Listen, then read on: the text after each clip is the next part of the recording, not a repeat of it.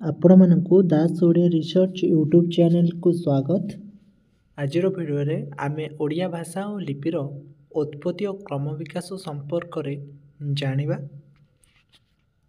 ଓଡ଼ିଶାର ଇତିବୃତ୍ତ ଦେଖିବାକୁ ଗଲେ ଭାରତର ପୂର୍ବ ଉପକୂଳରେ ଆଧୁନିକ ଓଡ଼ିଶାର ଅବସ୍ଥିତି ରହିଛି। ଏହାର ଉତ୍ତରରେ ଝାଡ଼ଖଣ୍ଡ, ଉତ୍ତର ପୂର୍ବରେ ପଶ୍ଚିମବଙ୍ଗ, ଦକ୍ଷିଣରେ ଆନ୍ଧ୍ରପ୍ରଦେଶ, ପୂର୍ବରେ ବଙ୍ଗୋପସାଗର ଓ ପଶ୍ଚିମରେ ଛତିଶଗଡ଼ ରହିଛି। ବର୍ତ୍ତମାନ ଏହାର ଆୟତନ ମାତ୍ର 1,55,707 ବର୍ଗ କିଲୋମିଟର, କିନ୍ତୁ ପ୍ରାଚୀନ କାଳରେ ଏହା ଉତ୍ତରରେ ଗଙ୍ଗା ନଦୀ ମୁହାଣ ଠାରୁ ଦକ୍ଷିଣରେ ଗୋଦାବରୀ ନଦୀର ମୁହାଣ ପର୍ଯ୍ୟନ୍ତ ପୂର୍ବ ଭାରତୀୟ ଉପକୂଳରେ ସୁବିସ୍ତୃତ ଥିଲା। ଓଡ଼ିଶାର ଉତ୍ପତ୍ତି କେବେ ହେଲା ତାହା ସଠିକ୍ ଭାବରେ କେହି ବା ନିରୂପଣ କରିପାରନ୍ତି ନାହିଁ। ଖ୍ରୀଷ୍ଟୀୟ ସପ୍ତମ ଶତାବ୍ଦୀ ପର୍ଯ୍ୟନ୍ତ ଓଡ଼ିଶାର ଅଧିବାସୀଗଣ ଅନାର୍ଯ୍ୟ ଥିଲେ ବୋଲି କେତେକ ବିଦ୍ୱାନ ମତ ପ୍ରକାଶ କରନ୍ତି। ମାତ୍ର ଖ୍ରୀଷ୍ଟପୂର୍ବ ବହୁ ଶତାବ୍ଦୀ ପୂର୍ବରୁ ଓଡ଼ିଶାରେ ଆର୍ଯ୍ୟମାନେ ବସବାସ କରୁଥିଲେ ଓ ଆର୍ଯ୍ୟ ଭାଷାର ପ୍ରଚଳନ ଥିଲା, ଯାହାର ଅଭ୍ରାନ୍ତ ଓ ବଳିଷ୍ଠ ପ୍ରମାଣ ମିଳେ ଖ୍ରୀଷ୍ଟପୂର୍ବ ପ୍ରଥମ ଶତାବ୍ଦୀର କଳିଙ୍ଗ ସମ୍ରାଟ ଖାରବେଳଙ୍କ ଶିଳାଲେଖମାନଙ୍କରୁ। ଇତିହାସ କହେ ଯେ ବିଶ୍ୱ ଆର୍ଯ୍ୟ ଗୋଷ୍ଠୀର ଯେଉଁ ଶାଖା ଭାରତକୁ ଆସିଛନ୍ତି, ସେମାନେ ପଞ୍ଜାବ ବା ପଞ୍ଚନଦ ଅଞ୍ଚଳକୁ ସେମାନଙ୍କର ପ୍ରଥମ ବାସସ୍ଥାନ ରୂପେ ବାଛି ନେଇଛନ୍ତି। ଉତ୍ତରରୁ ଦକ୍ଷିଣକୁ ଅଗ୍ରସର ହେବା ସମୟରେ ଭାରତରେ ପୂର୍ବରୁ ବାସ କରୁଥିବା ଦ୍ରାବିଡ଼ ବା ଅନାର୍ଯ୍ୟମାନଙ୍କ ସହିତ ସେମାନଙ୍କର ସଂଘର୍ଷ ଆରମ୍ଭ ହୋଇଛି। ଆର୍ଯ୍ୟମାନେ ଶେଷରେ ଜୟଲାଭ କରିଛନ୍ତି ଓ ଭାରତର ଦକ୍ଷିଣକୁ ଅଗ୍ରସର ହୋଇଛନ୍ତି। ମାତ୍ର କିଛି ଦୂର ଅଗ୍ରସର ହେଲା ପରେ ସେମାନଙ୍କର ଗତି ପୁନର୍ବାର ବାଧାପ୍ରାପ୍ତ ହୋଇଛି। ମଧ୍ୟ ଭାରତର ପୂର୍ବରୁ ପଶ୍ଚିମକୁ ଲମ୍ବି ଯାଇଥିବା ବିନ୍ଧ୍ୟାଞ୍ଚଳ ଦ୍ୱାରା ସେମାନେ ଦକ୍ଷିଣ ଭାରତକୁ ଯିବା ପାଇଁ ଦୁଇଟି ପଥ ଆବିଷ୍କାର କରିଛନ୍ତି, ଗୋଟିଏ ପଶ୍ଚିମ ଭାରତର ଗୁଜରାଟ ଓ ଅନ୍ୟଟି ପୂର୍ବ ଭାରତର ଓଡ଼ିଶା ବା ତତ୍କାଳୀନ ଉତ୍କଳ କଳିଙ୍ଗ। ସୁତରାଂ ସୁଦୂର ଅତୀତରେ ଭାରତର ପଶ୍ଚିମରେ ଗୁଜରାଟ ଓ ପୂର୍ବରେ ଉତ୍କଳ କଳିଙ୍ଗ ଥିଲା ଦ୍ରାବିଡ଼ ଓ ଆର୍ଯ୍ୟ ସଂସ୍କୃତିର ତଥା ସଭ୍ୟତାର ମହାନ ମିଳନ କ୍ଷେତ୍ର। ଭାରତୀୟ ଇତିହାସର ଆରମ୍ଭ କାଳରୁ କଳିଙ୍ଗ ଭୂମି ଏକ ବହୁବିଧିତ ସାଂସ୍କୃତିକ କେନ୍ଦ୍ର ରୂପେ ପ୍ରତିଷ୍ଠା ଲାଭ କରିଆସିଛି। ଏହି ପ୍ରସିଦ୍ଧ ଭୂମିର କକିବନ୍ତ ନାମକ ଜନୈକ ବ୍ୟକ୍ତି ବୈଦିକ ସମାଜରେ ବିଶେଷ ପ୍ରତିଷ୍ଠା ଲାଭ କରିଥିବାରୁ ଓ ଋକ୍ ବେଦର ସୂକ୍ତ ସୋମାନଂ ସ୍ମରଣଂ କୃଣୁହି ବ୍ରହ୍ମଣସ୍ପତେ କକିବନ୍ତ ଯ ଔଷିର୍ଯ୍ୟରେ କୀର୍ତ୍ତିତ ହୋଇଥିବାର ଦେଖାଯାଏ।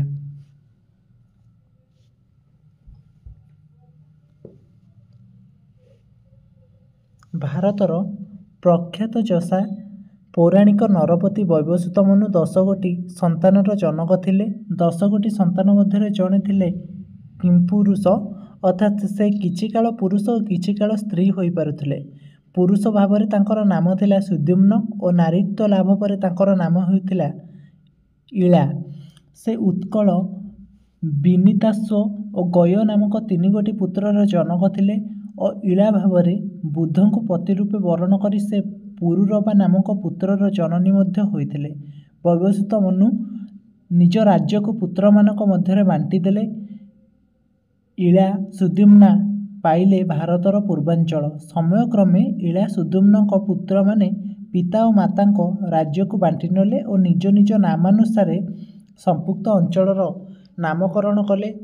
ଉତ୍କଳ, ବିନିତାଶ୍ୱ ଓ ଗୟ ଲାଭ କରିଥିବା ଅଞ୍ଚଳମାନ ଯଥାକ୍ରମେ ଉତ୍କଳ, ବିନିତପୁର ଓ ଗୟା ନାମରେ ପ୍ରସିଦ୍ଧ ହେଲା। ବିନିତପୁରକୁ କେନ୍ଦ୍ର କରି ପରବର୍ତ୍ତୀ କାଳରେ ଦକ୍ଷିଣ କୋଶଳ ରାଜ୍ୟ ସଂଗଠିତ ହୋଇଥିଲା।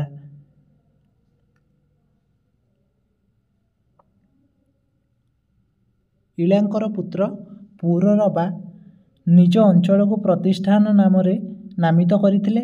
ଏହା ଥିଲା ଆଧୁନିକ ଏଲାହାବାଦ ଅଞ୍ଚଳକୁ କେନ୍ଦ୍ର କରି ଏକ କ୍ଷୁଦ୍ର ଅଞ୍ଚଳ। ପୁରୁରବା ବଂଶର ଚତୁର୍ଥ ରାଜା ଅନୁ ସେହି ରାଜ୍ୟର ପରିସୀମାକୁ ବହୁଗୁଣିତ କରିଥିଲେ ଓ ନିଜ ନାମାନୁସାରେ ତାହାର ନାମ ରଖିଥିଲେ ଆଣବ। ଏହି ବିଶାଳ ରାଜ୍ୟ ଆଣବକୁ ସେ ନିଜର 2 ପୁତ୍ର ଉଶିନର ଓ ତିତିକ୍ଷୁଙ୍କ ମଧ୍ୟରେ ସମବଣ୍ଟନ କରିଥିଲେ।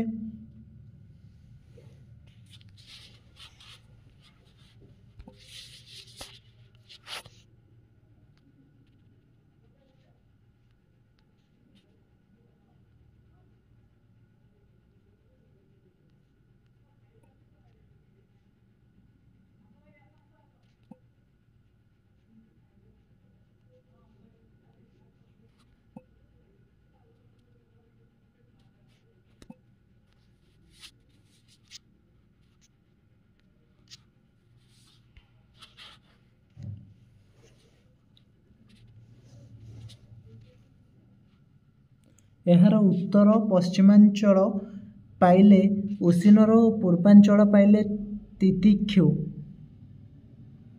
ତିତିକ୍ଷୁଙ୍କର ପଞ୍ଚମ ବଂଶଧର ତଥା ପୂର୍ବ ଆରବ ରାଜ୍ୟର ପ୍ରଜାପ୍ରିୟ ରାଜା ବଳି ସନ୍ତାନହୀନ ଥିଲେ। ଏକଦା ସେ ଗଙ୍ଗାରେ ସ୍ନାନ କରୁଥିବା ସମୟରେ ଜଳପ୍ରବାହରେ ପେଟିକାଟିଏ ଭାସି ଯାଉଥିବାର ଦେଖି ତାହାକୁ ଉଦ୍ଧାର କଲେ। ପେଟିକାଟିଏ ଖୋଲିବାରୁ ତହିଁରୁ ବାହାରି ଆସିଲେ ଜଣେ ଚକ୍ଷୁହୀନ ଶୁକ୍ଳକେଶ ବୃଦ୍ଧ। ରାଜା ବଳି ତାଙ୍କର ପରିଚୟ ଜିଜ୍ଞାସା କରି ଜାଣିବାକୁ ପାଇଲେ ଯେ ସେ ଥିଲେ ଉତଥ୍ୟ ପୁତ୍ର ଅନ୍ଧମୁନି ଦୀର୍ଘତମା। ଏକଦା ଉତଥ୍ୟଙ୍କ ଗର୍ଭବତୀ ପତ୍ନୀ ମମତାଙ୍କୁ ଉତଥ୍ୟଙ୍କ କାମାସକ୍ତ ଅନୁଜ ବୃହସ୍ପତି ବଳପୂର୍ବକ ଉପଭୋଗ କରିଥିଲେ। ମମତା ତାପରେ ଯେଉଁ ପୁତ୍ରର ଜନନୀ ହେଲେ ସେ ହେଲେ ଜନ୍ମାଦ ଦୀର୍ଘତମା। ଯୁବାବସ୍ଥାରେ ଦୀର୍ଘତମା ପ୍ରଦ୍ୱୈଷୀ ନାମ୍ନୀ ବ୍ରାହ୍ମଣ କନ୍ୟାର ପାଣି ଗ୍ରହଣ କରି ବହୁ ସନ୍ତାନ ଉତ୍ପତ୍ତି କରିଥିଲେ। ମହର୍ଷି ଗୌତମ ସେମାନଙ୍କ ମଧ୍ୟରେ ଅନ୍ୟତମ। ବାର୍ଦ୍ଧକ୍ୟରେ ଉପନୀତ ହେବା ପରେ ମଧ୍ୟ ଦୀର୍ଘତମାଙ୍କ କାମ ପିପାସାର ଅବସାନ ହେଲା ନାହିଁ। ସେ ଔତଥ୍ୟ ପରିବାରର ବଧୂମାନଙ୍କ ସହିତ ଅବୈଧ ସମ୍ପର୍କ ରକ୍ଷା କଲେ। ଫଳରେ ଉତଥ୍ୟଙ୍କ ଆଶ୍ରମବାସୀଗଣ ଉତ୍ତ୍ୟକ୍ତ ହୋଇ ବୃଦ୍ଧ ଦୀର୍ଘତମାକୁ ବଳପୂର୍ବକ ଏକ ପେଟିକା ଭିତରେ ବନ୍ଦ କରି ଗଙ୍ଗା ନଦୀରେ ଭସାଇ ଦେଇଥିଲେ। ବଳି ଅତି ଆଦରରେ ଅନ୍ଧମୁନି ଦୀର୍ଘତମାଙ୍କୁ ରାଜପ୍ରସାଦରେ ଆଶ୍ରୟ ଦେଲେ। ଦୀର୍ଘତମା ରାଜା ବଳିଙ୍କ ରାଣୀ ସୁଦର୍ଶନାଙ୍କ ଜଣେ ଦାସୀ ଉଷିକକୁ ବିବାହ କରି କେତୋଟି ସନ୍ତାନର ଜନକ ହେଲେ। ସେହି ସନ୍ତାନମାନଙ୍କ ମଧ୍ୟରେ ଶ୍ରେଷ୍ଠ ଥିଲେ ବୈଦିକ ସମାଜରେ ବିଶେଷ ପ୍ରତିଷ୍ଠା ଲାଭ କରିଥିବା କକ୍ଷିବନ୍ତ।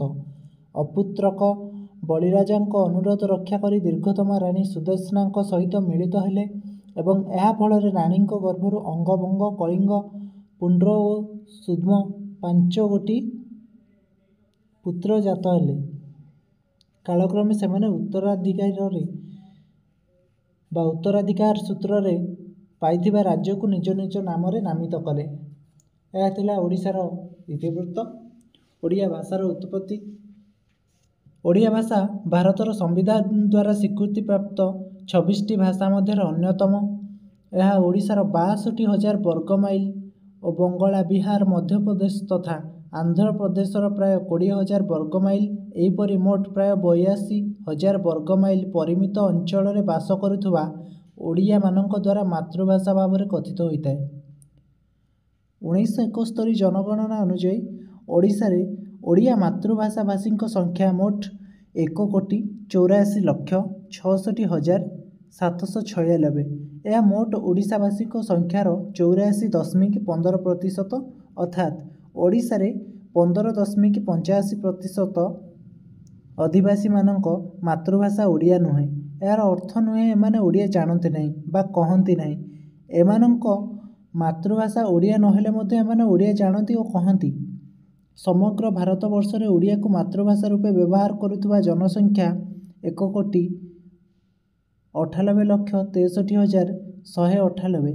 ଏମାନେ ମୋଟ ଭାରତୀୟଙ୍କ 3.62%। କିଛି ଅଣ-ଓଡ଼ିଆ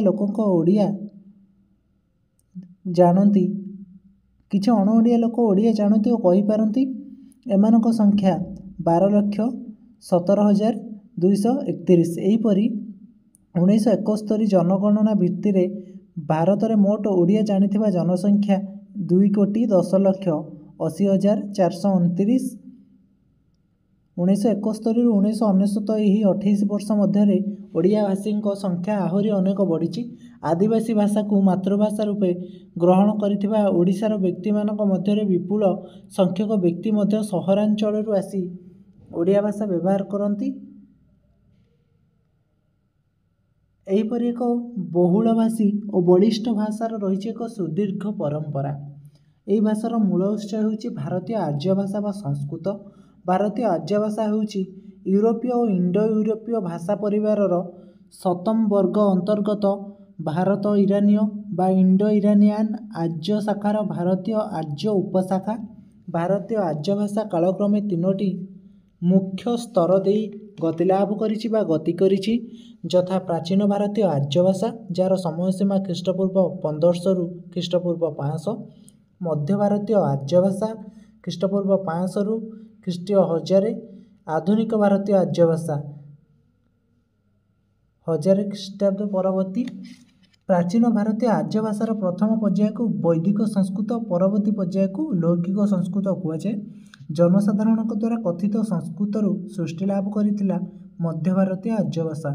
ଏହାକୁ 3 ସ୍ତରରେ ବିଭକ୍ତ କରାଯାଏ, ଯଥା ପ୍ରଥମ ସ୍ତର ପାଲି ଭାଷା ଖ୍ରୀଷ୍ଟପୂର୍ବ 500 ଖ୍ରୀଷ୍ଟପୂର୍ବ 200, ଦ୍ୱିତୀୟ ସ୍ତର ପ୍ରାକୃତ ଭାଷା ଖ୍ରୀଷ୍ଟପୂର୍ବ 200 500 ଖ୍ରୀଷ୍ଟାବ୍ଦ, ତୃତୀୟ ସ୍ତର ହେଉଛି ଅପଭ୍ରଂଶ ଭାଷା 500 ଖ୍ରୀଷ୍ଟାବ୍ଦରୁ 1000 ଖ୍ରୀଷ୍ଟାବ୍ଦ। ବିକାଶ ସ୍ଥଳଭେଦରେ ପ୍ରାକୃତ ଭାଷାକୁ ମୁଖ୍ୟତଃ 5 ଭାଗରେ ବିଭକ୍ତ କରାଯାଇପାରେ, ଯଥା ମହାରାଷ୍ଟ୍ରୀ, ସୌରସେନୀ, ମାଗଧୀ, ପୈଶାଚୀ ଓ ଅର୍ଦ୍ଧମାଗଧୀ। ପ୍ରତ୍ୟେକ ପ୍ରାକୃତ ଶାଖାରୁ ସୃଷ୍ଟି ଲାଭ କରିଥିଲା ଅନେକ ଅପଭ୍ରଂଶ ଭାଷା। ମାଗଧୀ ପ୍ରାକୃତରୁ ମଧ୍ୟ କେତେକ ଅପଭ୍ରଂଶ ଭାଷା ଉତ୍ପତ୍ତି ଲାଭ କରିଥିଲା, ଯଥା ପୂର୍ବୀ, ପଶ୍ଚିମୀ, ଉତ୍ତରୀ, ଦକ୍ଷିଣୀ ଓ ମଧ୍ୟବର୍ତ୍ତିନୀ। ପୂର୍ବୀ ମାଗଧୀ ଅପଭ୍ରଂଶ ହେଉଛି ମାଗଧୀ ପ୍ରାକୃତର ଅନ୍ୟତମ ଶାଖା, ଯହିଁରୁ ସୃଷ୍ଟି ଲାଭ କରିଥିଲା ଓଡ଼ିଆ ଭାଷା। ଭାରତବର୍ଷକୁ ଆର୍ଯ୍ୟମାନେ ବିଭିନ୍ନ ଦଳରେ ଆସିଥିଲେ। ସେମାନଙ୍କ ଆଗମନକୁ ଭିତ୍ତି କରି ଭାରତୀୟ ଆର୍ଯ୍ୟ ଭାଷାକୁ 3 ଭାଗରେ ବିଭକ୍ତ କରାଯାଇପାରେ, ଯଥା ବହିରଙ୍ଗ, ମଧ୍ୟବର୍ତ୍ତୀ ଓ ଅନ୍ତରଙ୍ଗ। ବହିରଙ୍ଗ ବର୍ଗୀୟ ଭାଷାଗୁଡ଼ିକ ମଧ୍ୟରେ ଇହନ୍ଦା, ସିନ୍ଧୀ, ମରାଠୀ, ବଙ୍ଗାଳୀ, ବିହାରୀ, ଆସାମୀ, ଓଡ଼ିଆ ଅନ୍ତର୍ଭୁକ୍ତ। ତେଣୁ ଓଡ଼ିଆ ହେଉଛି ବହିରଙ୍ଗ ବର୍ଗୀୟ ଭାଷା। ଔପଭାଷିକ ଓ କାଳକ୍ରମିକ ଇତିହାସ ଦୃଷ୍ଟିରୁ ଓଡ଼ିଆ ଭାଷା ହେଉଛି ପୂର୍ବ ମାଗଧୀ ଅପଭ୍ରଂଶର ଏକ ଉପଶାଖା। ପୂର୍ବୀ ମାଗଧୀ ଅପଭ୍ରଂଶ 2 ଭାଗରେ ବିଭକ୍ତ, ଉତ୍ତରୀ ପୂର୍ବୀ ମାଗଧୀ ଆଉ ଦକ୍ଷିଣୀ ପୂର୍ବୀ ମାଗଧୀ। ବଙ୍ଗାଳୀ ଓ ଆସାମୀ ଭାଷା ହେଉଛି ଉତ୍ତରୀ ମାଗଧୀ ଅପଭ୍ରଂଶ ପ୍ରଶାଖାର ଅନ୍ତର୍ଭୁକ୍ତ ଓ ଓଡ଼ିଆ ହେଉଛି ଦକ୍ଷିଣୀ ପୂର୍ବୀ ମାଗଧୀ ଅପଭ୍ରଂଶ ପ୍ରଶାଖାର ଅନ୍ତର୍ଭୁକ୍ତ। ଓଡ଼ିଆ ଭାଷା ପୂର୍ବୀ ମାଗଧୀ ଅପଭ୍ରଂଶରୁ ଉତ୍ପତ୍ତି ଲାଭ କରିଥିଲେ ହେଁ ସୌରସେନୀ ଓ ଅର୍ଦ୍ଧମାଗଧୀ ପ୍ରାକୃତର କେତେକ ଲକ୍ଷଣ ମଧ୍ୟ ଏଥିରେ ପରିଲକ୍ଷିତ ହୋଇଥାଏ। ଦକ୍ଷିଣୀ ପୂର୍ବୀ ମାଗଧୀ ଅପଭ୍ରଂଶର ଅନ୍ୟ ନାମ ଓଡ୍ରି ଅପଭ୍ରଂଶ ଥିବାରୁ ବହୁ ପ୍ରମାଣ ଦେଖିବାକୁ ମିଳେ। ଏହି ଓଡ୍ରି ଅପଭ୍ରଂଶର ପୂର୍ବରୂପ ହେଉଛି ଭରତଙ୍କ ନାଟ୍ୟଶାସ୍ତ୍ରରେ ଉଲ୍ଲିଖିତ ଓଡ୍ରି ବିଭାଷା। ଏହି ଗ୍ରନ୍ଥରେ ଉଡ୍ରଜା ବିଭାଷା ଓ ଓଡ୍ର ମାଗଧୀ ରୀତିର ଉଲ୍ଲେଖ ରହିଛି। 7ମ ଶତାବ୍ଦୀ ବେଳକୁ ଓଡ଼ିଆ ଭାଷା ଉତ୍ତର ଭାରତୀୟ, ମଧ୍ୟ ଭାରତୀୟ ଏହିପରି ପୂର୍ବ ଭାରତୀୟ ଅନ୍ୟାନ୍ୟ ଭାଷାଠାରୁ ସ୍ୱତନ୍ତ୍ର ରୂପ ନେଇ ବିକାଶ ଲାଭ କରି ଆସିଥିବା କଥା ଏହି ଶତାବ୍ଦୀର ଓଡ଼ିଶାକୁ ଆସିଥିବା ବିଖ୍ୟାତ ଚୀନ ବୌଦ୍ଧ ପରିବ୍ରାଜକ ହୁଏନ୍ସାଂଙ୍କ ଭାରତ ଭ୍ରମଣ ବୃତ୍ତାନ୍ତରୁ ଜଣାଯାଏ। ସେହି ଭାଷାକୁ ଉ-ଚ ଭାବରେ ଉଲ୍ଲେଖ କରିଛନ୍ତି। ଏହା ଉଡ୍ର ଶବ୍ଦର ବିକୃତ ଉଦାହରଣ ମାତ୍ର। ହୁଏନ୍ସାଂ ଉଲ୍ଲେଖ କରିଛନ୍ତି ଯେ ଉଡ୍ର ଭାଷାର ଉଚ୍ଚାରଣ ପଦ୍ଧତିଠାରୁ ଉଲ୍ଲେଖଯୋଗ୍ୟ ଭାବରେ ପୃଥକ। ଖ୍ରୀଷ୍ଟାବ୍ଦ 7ମ-8ମ ଶତାବ୍ଦୀ ଭାରତୀୟ ଆର୍ଯ୍ୟ ଭାଷା ଇତିହାସର ଅପଭ୍ରଂଶ ଭାଷା ବିକାଶର ଯୁଗ। ପିଲାମାନେ, ତୁମମାନଙ୍କୁ ଯେଉଁଗୁଡ଼ିକ ଇମ୍ପୋର୍ଟାଣ୍ଟ ଲାଗୁଛି ସେଗୁଡ଼ିକ ତୁମେମାନେ ଖାତାରେ ନୋଟ୍ କରିଚାଲ। ହୁଏନ୍ସାଂ ଓଡ୍ର ଦେଶର ଯେଉଁ ଭାଷା ସମ୍ପର୍କରେ ସୂଚନା ଦେଇଛନ୍ତି ତାହା ନିଶ୍ଚିତ ଭାବରେ ଓଡ୍ରି ଅପଭ୍ରଂଶ। ଏହି ଓଡ୍ରି ବିଭାଷା କେବଳ ପୂର୍ବୀ ମାଗଧୀ, ପ୍ରାକୃତ, ଦ୍ରାବିଡ଼ ଓ ଅଷ୍ଟ୍ରିକ ଭାଷାର ମିଶ୍ରଣରେ ଉଦ୍ଭବ ଲାଭ କରିଥିଲା ତାହା ନୁହେଁ। ଏଥିରେ ସୌରସେନୀ ପ୍ରାକୃତର ମଧ୍ୟ କେତେକ ଲକ୍ଷଣ ମିଶିଥିବା ବୋଲି ପଣ୍ଡିତମାନେ ମତ ଦେଇଥାନ୍ତି। 16ଶ ଶତାବ୍ଦୀର ପ୍ରାକୃତ ବ୍ୟାକରଣକାର ମାର୍କଣ୍ଡେୟ ଓଡ୍ରି ଅପଭ୍ରଂଶର ଲକ୍ଷଣ ଉଲ୍ଲେଖ କରିବାକୁ ଯାଇ ପ୍ରାକୃତ ସର୍ବସ୍ୱରେ ଲେଖିଛନ୍ତି ସବର୍ଯ୍ୟାମେ ବୌଡି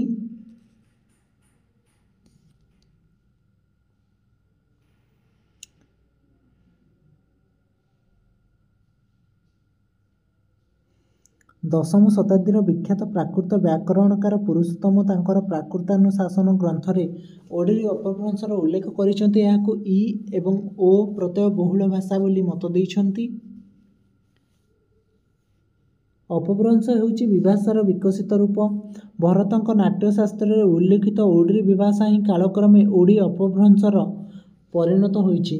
ବିଭାଷା ସମ୍ପର୍କରେ ବିଖ୍ୟାତ ଭାଷାବିତ୍ ଗ୍ରିୟର୍ସନ ମତ ଦେଇଛନ୍ତି ଏହା ହେଉଛି ଏକ ବା ଏକାଧିକ ପ୍ରାକୃତ ଭାଷାର ଅପଭ୍ରଷ୍ଟ ରୂପ ଯାହା ନାଟକରେ ନିର୍ଦ୍ଦିଷ୍ଟ ଚରିତ୍ରମାନଙ୍କ ଦ୍ୱାରା କଥିତ ହୋଇଥାଏ। ଓଡ୍ରି ବିଭାଷା ମୁଖ୍ୟତଃ ମାଗଧୀ ପ୍ରକୃତର ଅପଭ୍ରଷ୍ଟ ରୂପ। ଏଥିରେ ସୌରସେନୀ ପ୍ରାକୃତର ସାମାନ୍ୟ ଲକ୍ଷଣ ମିଶ୍ରିତ ହୋଇଅଛି। ଏହାକୁ ମାଗଧୀ ପ୍ରାକୃତର ଅପଭ୍ରଷ୍ଟ ରୂପ କହିବାର କାରଣ ହେଉଛି ଏଥିରେ ଦ୍ରାବିଡ଼ ଓ ଅଷ୍ଟ୍ରିକ୍ ଗୋଷ୍ଠୀ ଭାଷାର ଉପାଦାନ ମିଶି ରହିଛି। ପ୍ରାଚୀନ ଓଡ଼ିଆ ଭାଷାର କେତେକ ପ୍ରାମାଣିକ ନିଦର୍ଶନ ଷଷ୍ଠ ଶତାବ୍ଦୀରୁ ପଞ୍ଚଦଶ ଶତାବ୍ଦୀ ମଧ୍ୟରେ ଲିଖିତ ଅଭିଲେଖ, ଗଦ୍ୟ ରଚନା ଓ ପଦ୍ୟ ରଚନାରେ ପରିଦୃଷ୍ଟ ହୋଇଥାଏ। ଶୈଳୋଦ୍ଭବ ଓ ଭୌମକର ଓ ଗଙ୍ଗବଂଶୀୟ ରାଜାମାନଙ୍କ ଦ୍ୱାରା ଖୋଦାଇତ ଅଭିଲେଖଗୁଡ଼ିକରେ ଯତ୍ରତତ୍ର ଓଡ଼ିଆ ଶବ୍ଦର ସନ୍ଧାନ ମିଳେ। ଉଦାହରଣ ସ୍ୱରୂପ ଧର୍ମରାଜ ସୁମଣ୍ଡଳଙ୍କ ଲେଖ ଖ୍ରୀଷ୍ଟାବ୍ଦ 569, ମାଧବ ବର୍ମାଙ୍କ ନବୀନା ତାମ୍ରଶାସନ ଖ୍ରୀଷ୍ଟାବ୍ଦ 619, ଗଣ୍ଡିବେଢ଼ ବୌଦ୍ଧ ମୂର୍ତ୍ତିରେ ଉତ୍କୀର୍ଣ୍ଣ ଅଭିଲେଖ 10ରୁ 11ଶ ଶତାବ୍ଦୀ, ଅନନ୍ତ ଦେବ ବର୍ମାଙ୍କ ମଞ୍ଜୁଷା ତାମ୍ରଶାସନର ସମୟ 10ମ ଶତାବ୍ଦୀ, ଦ୍ୱିତୀୟ ବଜ୍ରହସ୍ତ ଦେବଙ୍କର ଉର୍ଜାମ ଶିଳାଲେଖ 1051 ପ୍ରଭୃତିକୁ ଗ୍ରହଣ କରାଯାଇପାରେ।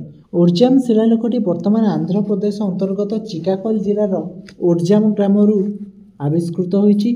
ଏହାର ଲିପି ନାଗରୀ ଭାଷା ବିକୃତ ସଂସ୍କୃତ। ଏଥିରେ କେତେକ ଓଡ଼ିଆ ଶବ୍ଦ ତେଲୁଗୁ ଶବ୍ଦର ସମ୍ମିଶ୍ରିତ ରୂପ ରହିଛି। ଭୁବନେଶ୍ୱରରୁ ଆବିଷ୍କୃତ ଦ୍ୱିତୀୟ ନରସିଂହ ଦେବଙ୍କ ଦୈଭାଷିକ ଶିଳାଲେଖର ସମୟ ଖ୍ରୀଷ୍ଟାବ୍ଦ 1249 ହେଉଛି ପ୍ରକୃତରେ ପ୍ରାଚୀନତମ ଶିଳାଲେଖ, ଯେଉଁଥିରେ ପ୍ରାଚୀନ ଓଡ଼ିଆ ଭାଷାର ଯଥାର୍ଥ ନିଦର୍ଶନ ଆମେ ଦେଖିବାକୁ ପାଇଥାଉ। ଆମେ ଏବେ ଦେଖିବା ଓଡ଼ିଆ ଲିପିର ଇତିବୃତ୍ତ ବା ଲିପିର କ୍ରମ ବିକାଶ। ଲିପି ମୌଖିକ ଧ୍ୱନିର ରୈଖିକ ରୂପ। ଭାଷାର ଧ୍ୱନି ଓ ଭାବକୁ ଲିପି ସ୍ଥାୟୀ ରୂପ ପ୍ରଦାନ କରେ। ଭାଷା ଓ ଲିପି ମଧ୍ୟରେ ଭାଷା ପ୍ରାଚୀନ ଓ ଲିପି ଅର୍ବାଚୀନ, କାରଣ ଭାଷା ସୃଷ୍ଟି ହେବାର ବହୁ କାଳ ପରେ ଲିପିର ସୃଷ୍ଟି ହୋଇଛି। ଭାଷା ସୃଷ୍ଟି ହେବା ପରେ ମଣିଷ ଭାଷା ସାହାଯ୍ୟରେ ନିଜକୁ ପ୍ରକାଶ କରିବାକୁ ସମର୍ଥ ହେଲା ସତ, ମାତ୍ର ନିଜର ଅନୁଭୂତି ତଥା ଜୀବନର ଘଟଣାବଳୀକୁ ସଂରକ୍ଷଣ କରି ରଖିବାକୁ ସମର୍ଥ ହୋଇପାରିଲା ନାହିଁ। ଯୁଗ ଯୁଗ ଧରି ସେ ଏଥିପାଇଁ ଖୋଜି ଚାଲିଲା ଏକ ମାଧ୍ୟମ ଓ ଶେଷରେ ଉଦ୍ଭାବନ କଲା ଲିପି। ଏହାଦ୍ୱାରା ସେ ନିଜର ଉତ୍ତର ପୁରୁଷ ପାଇଁ ସାଇତି ରଖିଲା ନିଜ ଭାଷା ସମ୍ପଦର ନିଦର୍ଶନ ଓ ନିଜକୁ ବହୁ ମୂଲ୍ୟବାନ ଅନୁଭୂତି ଦେଇ ସୃଷ୍ଟି କଲା ମଣିଷର ସଭ୍ୟତା ଓ ସଂସ୍କୃତିର ବିକାଶ ଧାରା ନିମନ୍ତେ ଏକ ବଳିଷ୍ଠ ପରମ୍ପରା ସୃଷ୍ଟି କଲା। ସଭ୍ୟତା ପଥରେ ମଣିଷକୁ ଆଗେଇ ନେବାରେ ଲିପିର ଭୂମିକା କେତେକ ଗୁରୁତ୍ୱପୂର୍ଣ୍ଣ, ତାହା ଏଥିରୁ ସହଜରେ ତର୍କଣା କରାଯାଇପାରେ। ପ୍ରକାଶ କରିବାର ସର୍ବଶ୍ରେଷ୍ଠ ମାଧ୍ୟମ ଲିପିର ଅଭାବରେ ପ୍ରାଚୀନ କାଳରେ ପୃଥିବୀ ପୃଷ୍ଠରୁ କେତେକ ଜାତି ଓ ସେମାନଙ୍କ ଭାଷା ଯେ ସତ୍ତା ହରାଇଥିବ ତାର ହିସାବ ଆଜି ଖୋଜି ବସିଲେ ଆଉ ମିଳିବ ନାହିଁ। ଏ ଦୃଷ୍ଟିରୁ ଲିପି ମଣିଷର ବିଶିଷ୍ଟ ଉଦ୍ଭାବନ ଗୁଡ଼ିକ ମଧ୍ୟରେ ଅନ୍ୟତମ। ଲିପ୍ୟତେ ଇତି ଲିପି।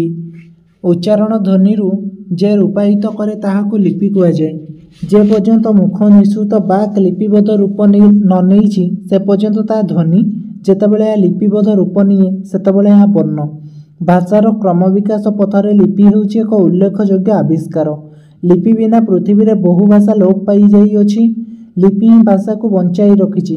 କେବଳ ଭାଷା ବା ସାହିତ୍ୟ ନୁହେଁ, ମାନବ ସଭ୍ୟତା ଓ ସଂସ୍କୃତିର କ୍ରମବିକାଶ ପଥରେ ଲିପି ହେଉଛି ଏକ ପ୍ରଧାନ ସହାୟକ। ପ୍ରତ୍ନତାତ୍ତ୍ୱିକ ଆବିଷ୍କାରରୁ ଜଣାଯାଏ ଖ୍ରୀଷ୍ଟପୂର୍ବ 2000 ବର୍ଷ ପୂର୍ବେ ଲିପିର ପ୍ରଥମ ଉଦ୍ଭାବନ ହୋଇଥିଲା। ଚିତ୍ରଲିପି ହେଉଛି ଲିପିର ପ୍ରାଥମିକ ରୂପ। କ୍ରମବିକାଶ ଏହା ଭାବ ସାଙ୍କେତିକ ପ୍ରବୃତ୍ତି ରୂପ ଦେଇ ଶେଷରେ ନିର୍ଦ୍ଦିଷ୍ଟ ଭାଷା ବା ଭାଷା ସମୂହ ପାଇଁ ନିର୍ଦ୍ଦିଷ୍ଟ ରୂପ ପରିଗ୍ରହ କରିଅଛି। ଲିପିତତ୍ତ୍ୱବିତ୍ ମାନଙ୍କ ମତରେ ସୈନ୍ଧବ ଲିପି ହେଉଛି ଭାରତବର୍ଷରେ ଆବିଷ୍କୃତ ପ୍ରାଚୀନତମ ଲିପି। ସୈନ୍ଧବ ଲିପି। ସିନ୍ଧୁ ଉପତ୍ୟକାର ଅଧିବାସୀମାନେ ଖ୍ରୀଷ୍ଟପୂର୍ବ 2000 ବର୍ଷ ପୂର୍ବେ ଏକ ପ୍ରକାର ଅଦ୍ଭୁତ ଲିପି ବ୍ୟବହାର କରୁଥିଲେ।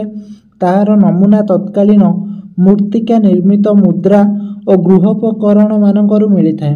ଏହା ଚିତ୍ରଲିପି ଓ ଧ୍ୱନି ସାଙ୍କେତିକ ଲିପିର ମଧ୍ୟବର୍ତ୍ତୀ ଅବସ୍ଥା। ଭାରତବାସୀଙ୍କର ଲିପିଜ୍ଞାନ ସମ୍ପର୍କରେ ସୈନ୍ଧବ ଲିପି ଐତିହାସିକ ପ୍ରମାଣ ପ୍ରଦାନ କରୁଥିଲେ ମଧ୍ୟ ଅଶୋକ ଲିପି ସାହାଯ୍ୟରେ ଏହି ଲିପିଗୁଡ଼ିକ ପାଠ କରିବା ସମ୍ଭବପର ହେଉନାହିଁ କିମ୍ବା ଆଧୁନିକ ଭାରତୀୟ ଲିପିଗୁଡ଼ିକ ସହିତ ଏହାର ପାରମ୍ପରିକ ସମ୍ପର୍କ ନାହିଁ। ଭାରତବର୍ଷରୁ ଆବିଷ୍କୃତ ଓ ପଠିତବ୍ୟ ଲିପିମାନଙ୍କ ମଧ୍ୟରେ ପ୍ରାଚୀନ ବ୍ରାହ୍ମୀ ଲିପି ହିଁ ହେଉଛି ସର୍ବପ୍ରଥମ। ସେ ସମୟରେ ପଞ୍ଜାବ ଅଞ୍ଚଳରେ ଖରଷ୍ଟି ଲିପିର ପ୍ରଚଳନ ଥିଲେ ହେଁ ଭାରତୀୟ ଭାଷାରେ ଲିଖିତ ଗ୍ରନ୍ଥମାନଙ୍କରେ ମୁଖ୍ୟତଃ ଲିପି ବ୍ରାହ୍ମୀ ଲିପି ବ୍ୟବହୃତ ହେଉଥିଲା। ଖରଷ୍ଟି ଲିପି ଭାରତୀୟ ଲିପି ହୋଇନଥିବାରୁ ତାହା କ୍ରମଶଃ ପରିତ୍ୟକ୍ତ ହୋଇଥିଲା। ଭାରତରେ ଲିଖିତ ଗ୍ରନ୍ଥମାନଙ୍କ ମଧ୍ୟରେ ଯାସ୍କଙ୍କ ନିରୁକ୍ତ, ପାଣିନିଙ୍କ ଅଷ୍ଟାଧ୍ୟାୟୀ ଓ ପତଞ୍ଜଳିଙ୍କ ମହାଭାଷ୍ୟ ପ୍ରାଚୀନତମ। ଏଗୁଡ଼ିକ ବ୍ରାହ୍ମୀ ଲିପିରେ ଲିଖିତ ହୋଇଥିଲା। ତେଣୁ ବ୍ରାହ୍ମୀ ଲିପିର ଉଦ୍ଭବ କାଳ ଖ୍ରୀଷ୍ଟପୂର୍ବ 500 ବର୍ଷ ତଳୁ ବୋଲି ଅନୁମାନ କରାଯାଇପାରେ। ଭାରତୀୟମାନଙ୍କ ବିଶ୍ୱାସ ବ୍ରହ୍ମର ସ୍ଥାୟିତ୍ୱ ନିମିତ୍ତ ଆର୍ଯ୍ୟମାନେ ଯେଉଁ ଲିପିର ଆବିଷ୍କାର କରିଥିଲେ ତାହାକୁ ବ୍ରାହ୍ମୀ ଲିପି ନାମେ ଅଭିହିତ କରାଯାଇଛି। ଅନୁମାନ କରାଯାଇପାରେ ଖ୍ରୀଷ୍ଟପୂର୍ବ 1000 ବର୍ଷ ତଳେ ବ୍ରାହ୍ମୀ ଲିପିର ଉଦ୍ଭବ ହୋଇଥିଲା। ବର୍ତ୍ତମାନ ବିଭିନ୍ନ ଆଧୁନିକ ଭାରତୀୟ ଆର୍ଯ୍ୟ ଭାଷାମାନଙ୍କ ପାଇଁ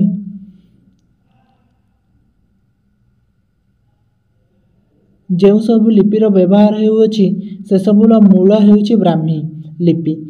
ଅନ୍ୟାନ୍ୟ ଭାରତୀୟ ଲିପି ପରି ଓଡ଼ିଆ ଲିପି ମଧ୍ୟ ବ୍ରାହ୍ମୀ ଲିପିର କ୍ରମ ପରିବର୍ତ୍ତନ ଫଳରେ ଜନ୍ମ ଲାଭ କରିଛି। ପ୍ରାଚୀନ ବ୍ରାହ୍ମୀ ଲିପି ଅନନ୍ୟ ଖ୍ରୀଷ୍ଟପୂର୍ବ 5ମ ଶତାବ୍ଦୀରୁ ଖ୍ରୀଷ୍ଟପୂର୍ବ 2ୟ ଶତାବ୍ଦୀ ଏହାର ସମୟସୀମା। ଅଶୋକଙ୍କ ଅନୁଶାସନ ଗୁଡ଼ିକରେ ପ୍ରାଚୀନ ବ୍ରାହ୍ମୀ ଲିପିର ଖୋଦନ ଦେଖିବାକୁ ମିଳିଥାଏ। ଖ୍ରୀଷ୍ଟପୂର୍ବ 3ୟ ଶତାବ୍ଦୀର ଅଶୋକଙ୍କ ଦ୍ୱାରା ଖୋଦାଇତ ଧଉଳି ଓ ଜଉଗଡ଼ର ଧର୍ମାନୁଶାସନ ଗୁଡ଼ିକରେ ଯେଉଁ ଲିପି ବ୍ୟବହୃତ ହୋଇଛି ତାହା ହେଉଛି ସର୍ବପ୍ରାଚୀନତମ ଓଡ଼ିଆ ଲିପି। ପ୍ରାଚୀନ ବ୍ରାହ୍ମୀ ଲିପି ମୁଖ୍ୟତଃ ମୌର୍ଯ୍ୟ ଶାସନ କାଳରେ ପ୍ରଚଳିତ ହୋଇଥିବାରୁ ଏହାକୁ ମୌର୍ଯ୍ୟକାଳୀନ ବ୍ରାହ୍ମୀ ଲିପି ଭାବରେ ମଧ୍ୟ ଅଭିହିତ କରାଯାଇପାରେ। ଏହି ଲିପିର ଅକ୍ଷର ଗୁଡ଼ିକ ଉପରେ ବିନ୍ଦୁ ଯୋଗ କରିବା ପଦ୍ଧତି ନଥିଲା। ପରବର୍ତ୍ତୀ ବ୍ରାହ୍ମୀ ଲିପିରେ ସୌନ୍ଦର୍ଯ୍ୟ ବର୍ଦ୍ଧନ ନିମିତ୍ତ ବିନ୍ଦୁ ବା ଚୂଳ ଯୋଗ କରାଯାଉଥିଲା। ସେ କାଳରେ କେତେକ ନିର୍ଦ୍ଦିଷ୍ଟ ପରିବାର ରାଜାଙ୍କ ଦ୍ୱାରା ଲିପିକାର ଭାବରେ ନିଯୁକ୍ତ ପାଉଥିଲେ। ପାରିବାରିକ ଓ ମୌଳିକ ସ୍ୱାତନ୍ତ୍ର୍ୟ ପ୍ରଦର୍ଶନ ଲକ୍ଷ୍ୟରେ କୌଣସି ଲିପିକାର ସରଳ ରେଖାଯୁକ୍ତ ବ୍ରାହ୍ମୀ ଲିପିକୁ କ୍ରମଶଃ ବକ୍ର ଓ ଗୋଲ କରି ଲେଖୁଥିଲେ। ତାପରେ ପରବର୍ତ୍ତୀ ବ୍ରାହ୍ମୀ ଲିପି ଏହାର ସମୟସୀମା ହେଉଛି 1ମ ଶତାବ୍ଦୀରୁ ଖ୍ରୀଷ୍ଟାବ୍ଦ 3ୟ ଶତାବ୍ଦୀ। କାଳକ୍ରମେ ଅଞ୍ଚଳ ଭିତରେ ପ୍ରାଚୀନ ବ୍ରାହ୍ମୀ ଲିପିରେ କେତେକ ପରିବର୍ତ୍ତନ ଲକ୍ଷ୍ୟ କରାଗଲା। ଏହି ଲିପି ମୁଖ୍ୟତଃ କୁଷାଣ ଶାସନରେ ବ୍ୟବହୃତ ହୋଇଥିବାରୁ ଏହାକୁ କୁଷାଣକାଳୀନ ବ୍ରାହ୍ମୀ ଲିପି ମଧ୍ୟ କୁହାଯାଏ। କୁଷାଣକାଳୀନ ବ୍ରାହ୍ମୀ ଲିପି କୁହାଯାଏ। ପରବର୍ତ୍ତୀ ବ୍ରାହ୍ମୀ ଲିପିକୁ ଖାରବେଳଙ୍କ ହାତୀଗୁମ୍ଫା ଶିଳାଲେଖରେ ବ୍ୟବହୃତ ଲିପି ହେଉଛି ପରବର୍ତ୍ତୀ ବ୍ରାହ୍ମୀ ଲିପି। ଏହା ବ୍ୟତୀତ ବାଲେଶ୍ୱର ଜିଲ୍ଲାର ଭଦ୍ରକରୁ ପ୍ରାପ୍ତ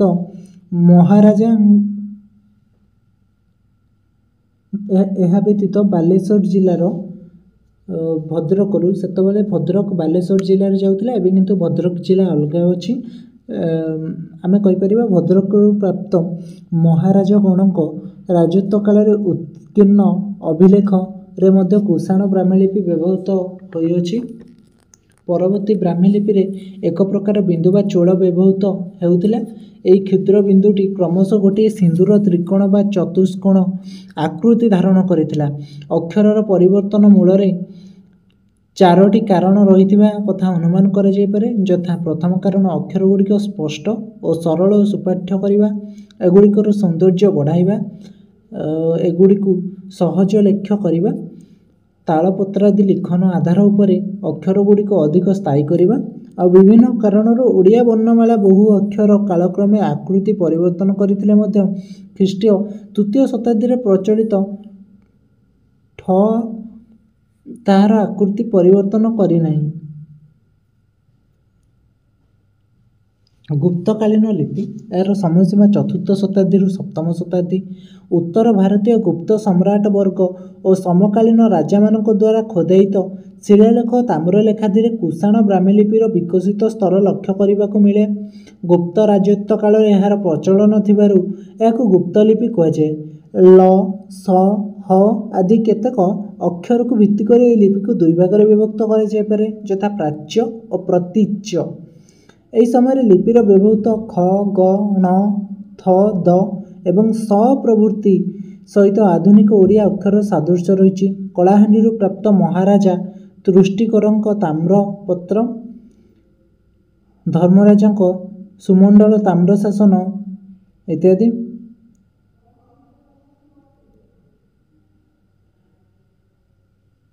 ମଧ୍ୟଯୁଗୀୟ କଳିଙ୍ଗ ଲିପି ଆଉ ସୂକ୍ଷ୍ମକଣି ଲିପି, କଣ୍ଟକ ଶୀର୍ଷକ ଲିପି, କୀଳକ ଶୀର୍ଷକ ଲିପି, ସିଦ୍ଧମାତୃକା ଲିପି ବା କୁଟିଳ ଲିପି 7ମ ଶତାବ୍ଦୀରୁ 11ଶ ଶତାବ୍ଦୀ ଏହାର ସମୟସୀମା। 7ମ ଶତାବ୍ଦୀରୁ ଏକାଦଶ ଶତାବ୍ଦୀ ପର୍ଯ୍ୟନ୍ତ କଳିଙ୍ଗରେ ଭଞ୍ଜତୁଙ୍ଗ, ସୁଳ୍କୀ, ବିଗ୍ରହ, ଭୌମ, ଶୈଳୋଦ୍ଭବ, ଗଙ୍ଗ ଆଦି ରାଜବଂଶ ରାଜତ୍ୱ କରୁଥିଲେ। ଏମାନଙ୍କର ଶିଳାନୁଶାସନମାନଙ୍କରେ ଯେଉଁ ଲିପି ବ୍ୟବହୃତ ହୋଇଥିଲା ତାହାକୁ ମଧ୍ୟଯୁଗର କଳିଙ୍ଗ ଲିପି କୁହାଯାଏ।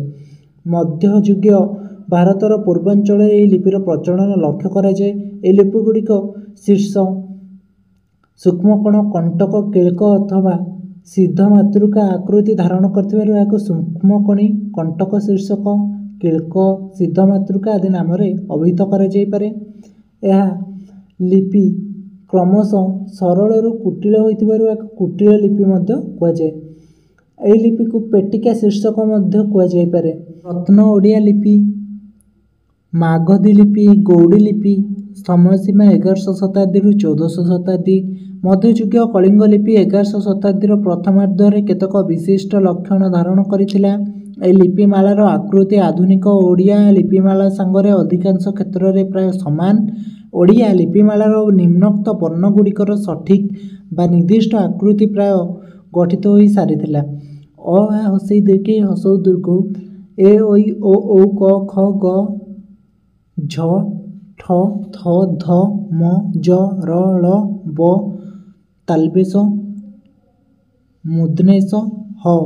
ଏହାଛଡ଼ା ଅନ୍ୟ ଅକ୍ଷରଗୁଡ଼ିକ ମଧ୍ୟ ଆଧୁନିକ ଓଡ଼ିଆ ଅକ୍ଷର ସହିତ ଉଲ୍ଲେଖଯୋଗ୍ୟ ସାଦୃଶ୍ୟ ଲାଭ କରିସାରିଥିଲା। ଏହି ସମୟରେ ବଙ୍ଗୀୟ ଲିପି, ଆସାମୀୟ ଲିପି ଓ ଓଡ଼ିଆ ଲିପି ମଧ୍ୟରେ ଅନେକ ସାମଞ୍ଜସ୍ୟ ଲକ୍ଷ୍ୟ କରାଯାଏ। ପୂର୍ବ ଭାରତୀୟ ଭାଷାମାନଙ୍କରେ ବ୍ୟବହୃତ ଏହି ଲିପିକୁ ବିଉଲର ମୋଟାମୋଟି ଭାବରେ ପ୍ରତ୍ନବଙ୍ଗୀୟ ବା ପ୍ରୋଟୋ ବେଙ୍ଗାଲୀ ଲିପି ବୋଲି ଅଭିହିତ କରିଛନ୍ତି। ବିଉଲର ତାକୁ ଅଭିହିତ କରିଛନ୍ତି। ଏହି ଲିପି ଆଧୁନିକ ବଙ୍ଗୀୟ ଲିପିର ଯେପରି ପୂର୍ବାବସ୍ଥା, ଆଧୁନିକ ଓଡ଼ିଆ ଲିପିର ସେହିପରି ପୂର୍ବାବସ୍ଥା, ତେଣୁ ଏହାକୁ ପ୍ରତ୍ନ ଓଡ଼ିଆ ଲିପି ମଧ୍ୟ କୁହାଯାଏ। ଡକ୍ଟର ଦୀନେଶ ଚନ୍ଦ୍ର ସରକାର ଏହି ଲିପିକୁ ଗୌଡ଼ ଲିପି ବୋଲି ଆଖ୍ୟା ଦେଇଛନ୍ତି। କୁଞ୍ଜବିହାରୀ ତ୍ରିପାଠୀ ଏହାକୁ ମାଗଧୀ ଲିପି ବୋଲି କହିବା ଅଧିକ ସମାଚୀନ ହେବ ବୋଲି କହିଛନ୍ତି। ମନମୋହନ ଚକ୍ରବର୍ତ୍ତୀଙ୍କ ମତରେ ଜୟପାଳ ଦେବଙ୍କର ବାଲେଶ୍ୱର ଜିଲ୍ଲା ଇର୍ଦ୍ଦା ଫଳକରେ ସର୍ବପ୍ରଥମ ପ୍ରତ୍ନବଙ୍ଗୀୟ ବର୍ଣ୍ଣମାଳା ବ୍ୟବହୃତ ହୋଇଛି। ଏହି ଲିପିକୁ ପ୍ରତ୍ନ ଓଡ଼ିଆ ମଧ୍ୟ କୁହାଯାଇପାରେ। ପ୍ରାଚୀନ ଓଡ଼ିଆ ଲିପି। ପ୍ରାଚୀନ ଓଡ଼ିଆ ଲିପିର ସମୟସୀମା 14ଶହ ଶତାବ୍ଦୀରୁ 16ଶହ ଶତାବ୍ଦୀ। ପ୍ରତ୍ନ ଓଡ଼ିଆ ବା ପ୍ରତ୍ନବଙ୍ଗୀୟ ଲିପିର ପରବର୍ତ୍ତୀ ବିକାଶ ସ୍ତର ହେଉଛି ପ୍ରାଚୀନ ଓଡ଼ିଆ ଲିପି। ଏହି ଲିପିରେ ନାଗରୀ ଲିପିର ପ୍ରଭାବ ଲକ୍ଷ୍ୟ କରାଯାଏ। 1395 ଖ୍ରୀଷ୍ଟାବ୍ଦରେ ଖୋଦିତ ଚତୁର୍ଥ ନରସିଂହ ଦେବଙ୍କ ପୁରୀ ଶଙ୍କରାନନ୍ଦ ମଠର ତାମ୍ରଫଳକ ସନନ୍ଦରେ ବ୍ୟବହୃତ ଲିପି ହେଉଛି ନାଗରୀ ପ୍ରଭାବିତ ପ୍ରାଚୀନ ଓଡ଼ିଆ ଲିପି। 1403 ଖ୍ରୀଷ୍ଟାବ୍ଦରେ ଖୋଦିତ ଶ୍ରୀ କୁର୍ମେଶ୍ୱର ମନ୍ଦିର ଅଭିଲେଖରେ ଲିପି ଆଧୁନିକ ଦେବନାଗରୀ ଲିପି ଦ୍ୱାରା ବହୁଳ ଭାବରେ ପ୍ରଭାବିତ ହୋଇଥିଲା। ଓଡ଼ିଆ ଲିପିର ବିକାଶ ଧାରାରେ ନାଗରୀ ଲିପିର ପ୍ରଭାବ ସ୍ପଷ୍ଟ ପ୍ରମାଣିତ ହୋଇଥାଏ। କେତୋଟି ଓଡ଼ିଆ ଅକ୍ଷର ସହିତ ନାଗରୀ ଅକ୍ଷରର ଏତାଦୃଶ ସାଦୃଶ୍ୟ ରହିଛି ଯେ ଓଡ଼ିଆ ଅକ୍ଷରର ଶୀର୍ଷ ଦେଶରେ ମୁଣ୍ଡଳି ପରିବର୍ତ୍ତେ ରେଖା ଟାଣିଦେଲେ ସେଗୁଡ଼ିକ ସହଜରେ ନାଗରୀ ଅକ୍ଷର ରୂପେ ପଠିତ ହୋଇପାରିବ। ଦୁଇ ଲିପି ମଧ୍ୟରେ ଏତାଦୃଶ ନିକଟ ସାଦୃଶ୍ୟ ଲକ୍ଷ୍ୟ କରି ଗ୍ରିୟର୍ସନ ମତ ଦେଇଛନ୍ତି, the Maithili and Bengali alphabets are derived from Buhler's proto Bengali. The Odia alphabet is on the contrary derived from Nagari and probably reached Odisha directly from the west. ଚିକାଗୋଲ ଜିଲ୍ଲାର ପୋଟଙ୍ଗୀ ଗ୍ରାମ ପୋତେଶ୍ୱର ମନ୍ଦିରରେ ଥିବା ଭାନୁଦେବଙ୍କ ଶିଳାଲେଖର ସମୟ 1376 ଖ୍ରୀଷ୍ଟାବ୍ଦ। ଚତୁର୍ଥ ନରସିଂହ ଦେବଙ୍କର ଯାଜପୁର ସିଦ୍ଧେଶ୍ୱର ମନ୍ଦିରସ୍ଥ ସ୍ତମ୍ଭାଭିଲେଖ 1394। ସମ୍ବଲପୁର ଜିଲ୍ଲାର ନରସିଂହନାଥ ମନ୍ଦିରରେ ଥିବା ବୈଜଲ ଦେବଙ୍କ ଶିଳାଲେଖ 1413।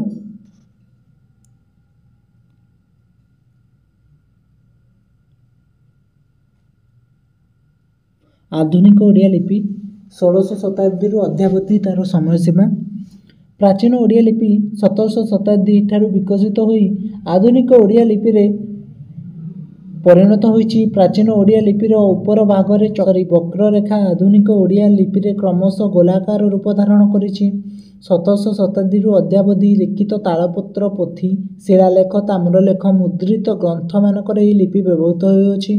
ଆଧୁନିକ ଓଡ଼ିଆ ଲିପିର ଲିଖନ ପଦ୍ଧତିରେ ଦୁଇଟି ଭେଦ ରହିଛି, ଯଥା ଶିକ୍ଷାୟତନୀୟ ପଦ୍ଧତି ଓ କରଣୀ ପଦ୍ଧତି। ଶିକ୍ଷାୟତନୀ ପଦ୍ଧତି ସ୍କୁଲ, କଲେଜ ଓ ମୁଦ୍ରିତ ଗ୍ରନ୍ଥମାନଙ୍କରେ ବ୍ୟବହୃତ ହୋଇଥାଏ। ମୋହରିର କଚେରୀ କାଗଜପତ୍ରମାନଙ୍କରେ ଓ ତାଳପତ୍ର ପୋଥିମାନଙ୍କରେ ଏବେ ମଧ୍ୟ ଏହି ଲିପି ବ୍ୟବହୃତ ହେଉଛି।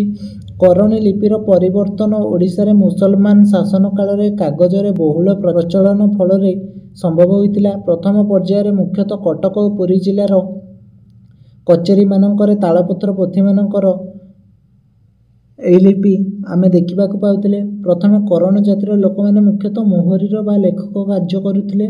ସେମାନଙ୍କ ଦ୍ୱାରା ସ୍ୱତନ୍ତ୍ର ଲିଖନ ପଦ୍ଧତି ଅନୁସୃତ ହେଉଥିବାରୁ ଏହି ଲିପିର ନାମ ହୋଇଛି କରଣୀ ଲିପି। କଚେରୀ କାଗଜପତ୍ରମାନଙ୍କରେ ଏହା ବହୁଳ ପ୍ରଚଳନ ଥିବାରୁ ଏହି ଲିପିର ଅନ୍ୟ ନାମ ହେଉଛି କଚେରୀ ଲିପି। କରଣୀ ଲିପିର ପ୍ରଚଳନ ବହୁଳ ମାତ୍ରାରେ ହୋଇଥିଲା। ଓଡ଼ିଶାର ବ୍ରିଟିଶ ଶାସନ ପ୍ରଚଳନ ପରେ ଅର୍ଥାତ୍ ଊନବିଂଶ ଶତାବ୍ଦୀରେ ଆରମ୍ଭ ହୋଇଥିଲା। ଆମେ ଓଡ଼ିଆ ଲିପିର ବୈଶିଷ୍ଟ୍ୟ ଦେଖିବା। ଓଡ଼ିଆ ଲିପିରେ ମୁଖ୍ୟତଃ 4ଟି ବୈଶିଷ୍ଟ୍ୟ ଲକ୍ଷ୍ୟ କରିବାକୁ ମିଳେ, ଯଥା ଶିରଦେଶରେ ଅର୍ଦ୍ଧବୃତ୍ତାକାର ମଣ୍ଡଳୀ, ଯେଉଁଟାକୁ ଆମେ ଟପ୍ କର୍ଭ କୁହାଯାଏ, ପୁଡ଼ା, ପୁଚ୍ଛ ଓ କୋଣହୀନ କୁଟିଳ ବକ୍ରରେଖା। ଏହିସବୁ ବୈଶିଷ୍ଟ୍ୟ ପାଇଁ ପରବର୍ତ୍ତୀ ବ୍ରାହ୍ମୀ ଲିପି, ତାମିଲ ବଟେଳୁତୁ ଲିପି, ପଞ୍ଚମ ଓ ଷଷ୍ଠ ଶତାବ୍ଦୀରେ ପ୍ରଚଳିତ ଉତ୍ତର ଭାରତୀୟ ପେଟିକା ଶୀର୍ଷ ବା ଶଙ୍କୁ ଶୀର୍ଷ ଲିପି, ଲୌହ ଲେଖନୀରେ ତାଳପତ୍ରର ଲିଖନ ପରମ୍ପରା ଇତ୍ୟାଦି ଦାୟୀ। ଦଶମ ଶତାବ୍ଦୀ ବେଳକୁ ଓଡ଼ିଆ ଲିପିରେ ଉତ୍ତର ଭାରତୀୟ ଓ ଦକ୍ଷିଣ ଭାରତୀୟ ଲିପିର ପ୍ରଭାବ ଦେଖାଯାଇଥିଲା। ଅନନ୍ତବର୍ମା ଦେବଙ୍କ ମଣ୍ଡାସା ତାମ୍ରଶାସନର ସମୟସୀମା 999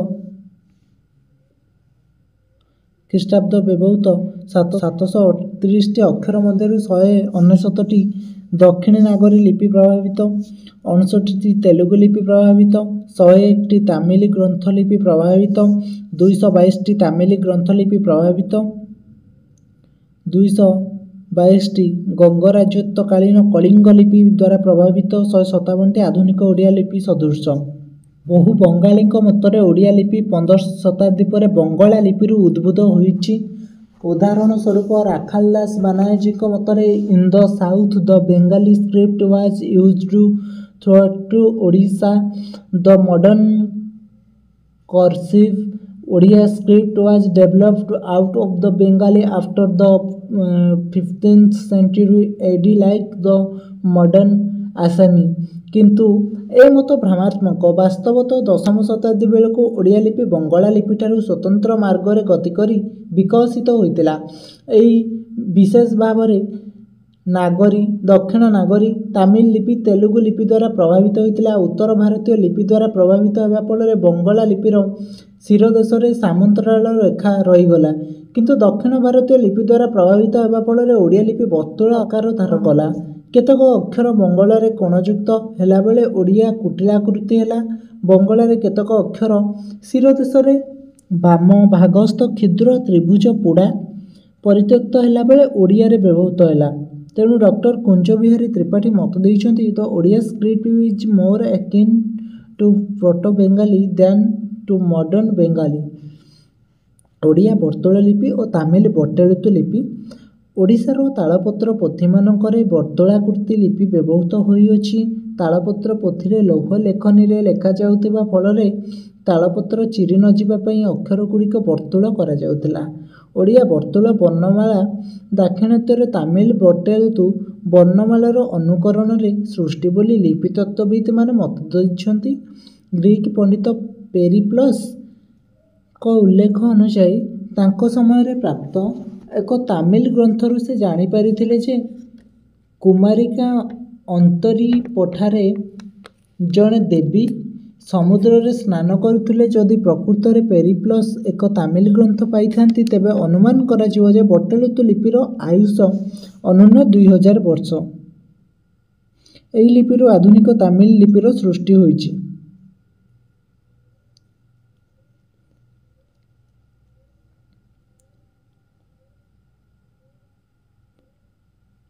ଓଡ଼ିଆ ବର୍ତ୍ତୁଳ ଲିପି ଓ ତିବ୍ବତୀୟ ବାର୍ତ୍ତୁଲିପି। ଡକ୍ଟର ଖଗେଶ୍ୱର ମହାପାତ୍ର ଏକ ତିବ୍ବତୀୟ ଧର୍ମଶାସ୍ତ୍ର ପୋଥି ଆବିଷ୍କାର କରିଛନ୍ତି, ଯହିଁରେ ବାର୍ତ୍ତୁଲିପି ବ୍ୟବହୃତ ହୋଇଅଛି। ତାଙ୍କ ମତରେ ଓଡ଼ିଆ ବର୍ତ୍ତୁଳ ଲିପି ସହିତ ଏହାର ସମ୍ପର୍କ ରହିଛି। ଏକଦା ଧର୍ମ ପ୍ରସଙ୍ଗରେ ଓଡ଼ିଆ ଓ ତିବ୍ବତ ମଧ୍ୟରେ ଘନିଷ୍ଠ ସମ୍ପର୍କ ଥିଲା ଓ ସେହି ହେତୁ ଓଡ଼ିଆ ବର୍ତ୍ତୁଳ ଲିପି ସହିତ ତିବ୍ଦତୀୟ ବାର୍ତ୍ତୁ ମଧ୍ୟରେ ସମ୍ପର୍କ ନିର୍ଦ୍ଧାରଣ କରାଯାଇପାରେ ବୋଲି ସେ ଉଲ୍ଲେଖ କରିଛନ୍ତି। ଏହା ଓଡ଼ିଆ ଲିପିର ରୂପାନ୍ତର।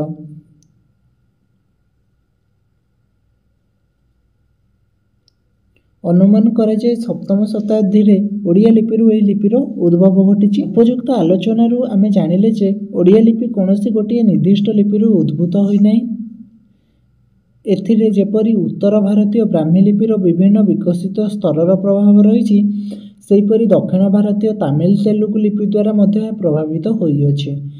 ବିଭିନ୍ନ କାଳରେ ବିଭିନ୍ନ ବିବର୍ତ୍ତନ ଦେଇ ଆଜି ଓଡ଼ିଆ ଲିପି ନିଜର ବିକଶିତ ରୂପ ଲାଭ କରିଅଛି ଓ ବହୁ ଆହରିତ ଉପାଦାନ ସତ୍ତ୍ୱେ ସ୍ୱକୀୟତା ଓ ସ୍ୱତନ୍ତ୍ରତା ବଜାୟ ରଖିଅଛି। ଆଜି ପାଇଁ ଏତିକି। ଆମେ ପରବର୍ତ୍ତୀ ଭିଡ଼ିଓରେ ଅନ୍ୟ କିଛି ଆଲୋଚନା କରିବା। ଧନ୍ୟବାଦ।